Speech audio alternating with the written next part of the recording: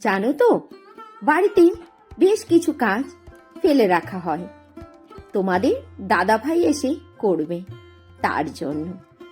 হ্যাঁ, ওই রকমই একটা ফেলে রাখা কাজ আজকে সম্পন্ন হবে। অপেক্ষায় থাকো, আজকের ভিডিওটা খুব স্পেশাল হতে চলেছে। আর সকালবেলাতেই আজকে সবার আগে লাগিয়েছিলাম মেশিন। তোমাদের দাদা ভাই প্রতিবারের ন্যায় এবারেও এক ট্রলি ব্যাগ ভর্তি তার নোংরা জামা কাপড় নিয়ে এসেছে কাচার জন্য। এত জামা কাপড় নিয়ে এসেছে যে একদিনে তাকে শেষ করা কোনোভাবেও সম্ভব না। আজ অল্প কাচলাম, আর এখনো যা রয়েছে আরো দুদিন কাচলে তারপরে গিয়ে না শেষ হবে। ছাদে মেলে দিচ্ছি। ছাদে তারগুলোর অবস্থা খুব একটা ভালো না, তবুও কিছু করার নেই। এখন শীতের রোদ, আর আজ আবার আকাশের মুখটা কেমন যেন ভার হয়ে আছে। নিচে মেললে একদমই শুকোবে না। ভাবলাম ওই খারাপ অবস্থা তারগুলোতেই জামা কাপড়গুলো নেড়ে দিই, ছিঁড়ে না পড়লেই হলো তারগুলো। তোমাদের দাদা ভাই চলে গেছে বাজারে, আর ঘড়িতে এখন প্রায় সকাল 9টা মতো বাজে। ছেলে মেয়েগুলো ঘুম থেকে উঠে পড়েছে, আর এরপরে নিচে গিয়ে আমার নিচের ঘরের কাজকর্মগুলোকেও সারতে হবে। তারপরে ঢুকতে হবে রান্নাঘরে। আজ আবার বেশ কিছু রান্নার স্পেশাল রান্নাবান্না রয়েছে, যেগুলো করতে বেশ অনেকটাই সময় লেগে যাবে। এই দেখো, বাড়িটা মনে হচ্ছে ধোবিঘাট হয়ে গেছে। তোমাদের দাদা ভাই লখনৌ থেকে এই যে 5 রকমের চিপস নিয়ে এসেছে। হট চিপস থেকে প্রতিবারই নিয়ে আসে, এবার নিয়ে এসেছে পটাটো চিপস 3 রকমের, একটা কলার চিপস, আর একটা বলছে এটা কুরকুরে টাইপের, চানাচুরের মতোই তো আমার দেখতে লাগলো। দারুণ খেতে জানো চিপসগুলো। পাশের বাড়িতে ছিল কালী পুজো, কাল রাতে তো প্রসাদ খেয়েই এসেছিলাম, কিন্তু তারা আবার প্রসাদ দিয়ে গেছে। ননদের বাড়িতেও ছিল কালী পুজো, ননদের বাড়িতে তো আর যাওয়া হয়নি, প্রচন্ড ঠান্ডা লেগেছিল, শরীরটাও খারাপ ছিল। ননদও দেখো কত প্রসাদ পাঠিয়ে দিয়েছে। বাড়িতে আজকে প্রসাদের ছড়াছড়ি, সকালের খাবারে আজ এই প্রসাদ দিয়েই হয়ে যাবে। এবার চলে এলাম রান্না বান্না করতে। হ্যাঁ, আর বেশিক্ষণ সাসপেন্সে রাখবো না তোমাদেরকে। আজ বাড়িতে স্পেশাল কি অনুষ্ঠান রয়েছে। আজ হচ্ছে বুলটির আইবুড়ো ভাত দেবো আমি। বুলটি হচ্ছে প্রতিষ্ঠার ম্যাডাম, তার সাথে ও হচ্ছে আমার বোনও। আমাদের বাড়ির পাশেই বুলটির বাড়ি।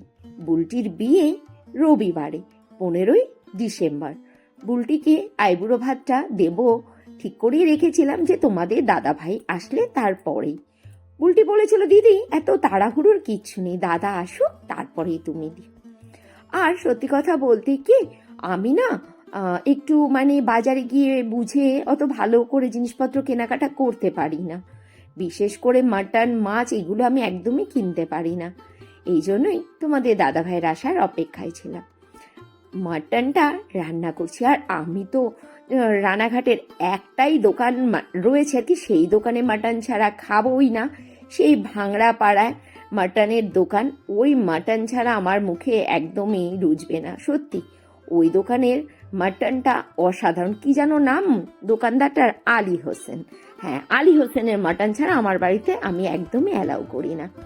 আজকে অনেক রকম রান্না বান্না করেছি, তার উপরে তোমাদের দাদা ভাই আবার করেছে কি জানো, কতগুলো মৌরলা মাছও এনে রেখে দিয়েছে। একটু চেঁচামেচি করেছি বটে, কেন করব না বলো তো? এত মাছ আমার আর ভালো লাগে না। ওই লোকটা আসলে না আমি এক প্রকার শাকচুন্নি হয়ে যাই। এই যে রান্না বান্না করে রান্নাঘরটা পরিষ্কার করে চলে এলাম মাছ কাটতে। না, তার আগে মাছটা নামানোর আগে ঠাকুর বাসনটা মেজে নিয়েছি। দেখতে পাচ্ছ আকাশের মুখটা কত ভার, মনে হচ্ছে জানো এক্ষুনি নেমে পড়বে বৃষ্টি।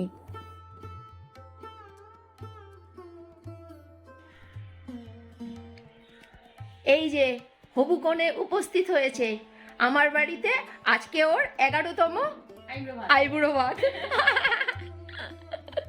ও খেতে খেতে ক্লান্ত হয়ে গেছে। বল তোর খেতে খেতে অবস্থা? প্রচন্ড ক্লান্ত, আমি ভীষণ ক্লান্ত হয়ে গেছি। এবার বন্ধ হলে বাঁচা যায়, তাই তো?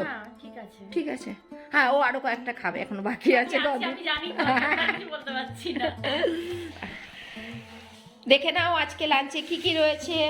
রয়েছে এখানে ভাত, এখানে রয়েছে 5 রকম ভাজা, ভাজার মধ্যে রয়েছে ফুলকপি ভাজা, আলু ভাজা, বিনস ভাজা, বেগুন ভাজা আর মাছ ভাজা।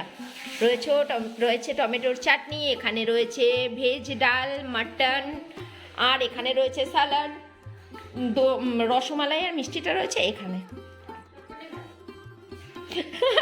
আর ওই যে বলে কি সবকটাই ভালো। খিদে পেয়ে গেছে তো নাম শুনে? না, হালকা হালকা। ও আচ্ছা, হালকা হালকা গন্ধটা পেলে একটু ভালোভাবে খিদে পাবে বুলটি। ওর শরীর খুব খারাপ লাগছে, আর ভাল লাগছে না।